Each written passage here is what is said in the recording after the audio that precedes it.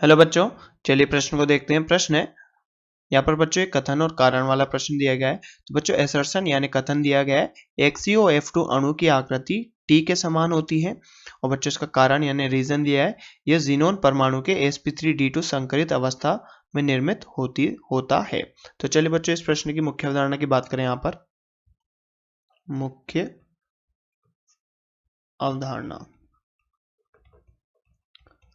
तो बच्चों बात करें यहाँ पर जीनोन OF2 की। तो बच्चों जीनोन OF2 क्या है? यहाँ पर जीनोन का ऑक्सीफ्लोराइड है, ऑक्सीफ्लोराइड। बच्चों इसका नाम क्या है? Xenon oxy difluoride.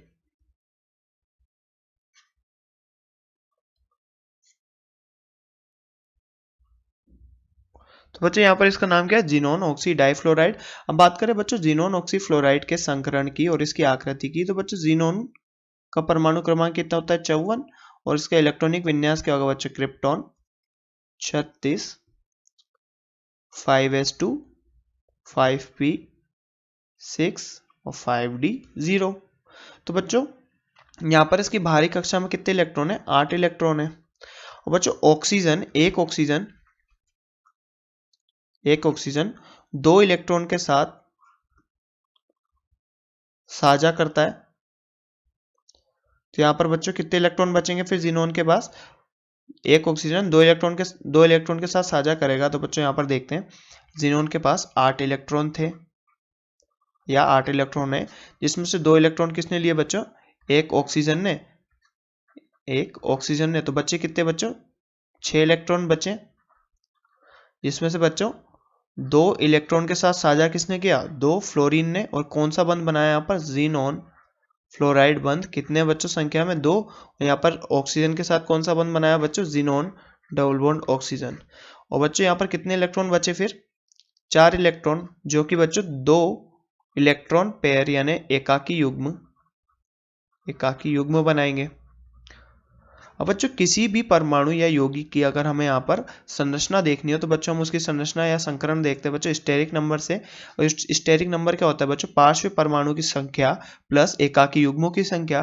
तो बच्चों पार्श्व परमाणु की संख्या क्या हुई? 2 फ्लोरीन प्लस 1 ऑक्सीजन प्लस बच्चों यहाँ पर एकाकी युग्मों की संख्या कितनी है? 2। तो यहाँ से स्टेरिक नंबर कितना निकल के आता है बच्चों? 5। और स्टेरिक नंबर 5 एसएन संख्या 5 होने पर बच्चों इसका संकरण क्या होता है? sp3। तो बच्चे यहाँ तक तो 4 हो गया और d।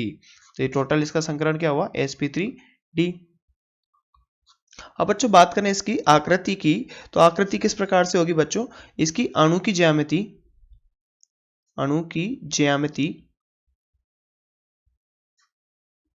क्या बताती है बच्चों? इसकी आबंधित इलेक्ट्रॉन की व्यवस्था। और बच्चों इसकी इलेक्ट्रॉनिक ज्यामिति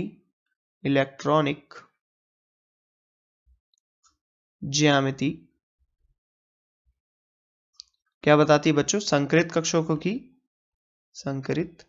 कक्षक की व्यवस्था। तो बच्चों यहाँ पर अगर हमसे आकृति पूछा जाता है तो हम सामान्यतः कौन सी आकृति बताते हैं बच्चों? यहाँ पर इनकी अणु की ज्यामिति की। तो बच्चों यहाँ पर अणु की ज्यामिति की आकृति हम बंधित इलेक्ट्रॉन से देखते हैं। तो यहाँ पर जीनोन परमाणु है बच्चों, और इस जीनोन परमाणु के आसपास 2 फ्लोरीन और 1 ऑक्सीजन डबल बॉन्ड ऑक्सीजन, और यहाँ पर 2 लोन पेयर। तो बच्चों इसकी आकृति कैसी है? टी आकृति।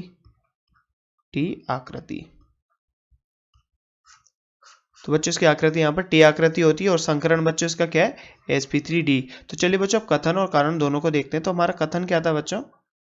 कथन देखिए, कथन था जीनोन ऑक्सी डाइफ्लोराइड अणु की आकृति टी के समान होती है। बच्चों कथन तो सत्य है।